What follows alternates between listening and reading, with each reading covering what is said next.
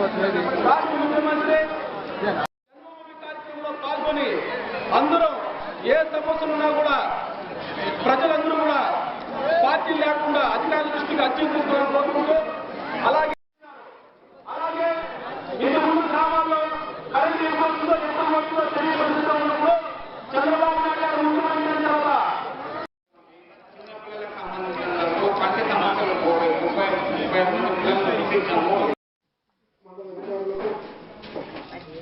చేసిన గ్రామ ప్రజలు అర్జీలిచ్చి పరిష్కరించుకోవాల్సిందిగా పేరు పేరున విన్నవిస్తూ విజ్ఞప్తి చేస్తూ నమస్కరిస్తూ సార్ 3 నెలల 6 నెలలు న్యాయం మిగతా సమయం అంతా కూడా మనందరం కలిసి అభివృద్ధి చేసుకోవాలి. అధికారులు ఎప్పుడైతే ఏ గ్రామంలో అయినా రాజకీయ ద్వేషాలు వ్యక్తిగత ద్వేషాలుగా మారుతాయో అప్పుడు ఆ గ్రామం అభివృద్ధి చెందే అవకాశం ఉండదు. మొదట అదృష్టవంతులు అధికారులు. ఎందుకంటే ఒక పక్షం అధికార పక్షం చేయమనింది, ప్రతిపక్షం వద్దనింది. అట్లా చేయరు ఇట్లా చేయరు, ఇద్దరు చెప్పి తింటారు, ఏ పని చేయకుండా వెళ్ళిపోతారు ఇక్కడి నుంచి.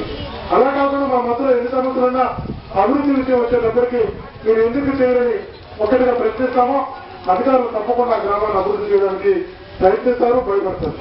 కాబట్టి మన గ్రామాలు మనకు అభివృద్ధి చెందాలన్నా జరగాలన్నా శాసనసభ్యుడిగా నేనే చెప్తున్నా, నా దగ్గరికి నేను గర్వంగా చెప్తున్నా, ధైర్యంగా చెప్తున్నా. నా దగ్గరికి ఎవరు వచ్చినా కూడా ఒక సమస్య ఉందని ఒక శాసనసభ్యుడిగా నేను ఏ కులమని కానీ, ఏ పార్టీ అని కానీ, ఏ వర్గం అని కానీ నేను ఎప్పుడు ఏ వ్యక్తిని నేను చూడలేదు, నేను మాట్లాడలేదు. రాని వ్యక్తులను అపార్థం చేసుకోవచ్చు. ఒకసారి నేను కలిసిన వ్యక్తులు నా దగ్గరికి వచ్చిన తర్వాత నేను అగౌరవంగా మాట్లాడినా, పార్టీ కూడా వర్గపరంగా మాట్లాడినా నేను తప్పు చేసినట్టు లెక్క. ఖచ్చితంగా నిర్ణయించు, నేను ఇప్పటికీ ఎప్పటికీ ఇవ్వవచ్చు. కాబట్టి మనము మీ శాసనసభ్యుడిగా మీకు మాటిస్తున్నా, ఏదైనా సమస్య ఉన్నా న్యాయం ఎట్లుంటే ఆలోచిద్దాం, దృష్టికి తీసుకురండి.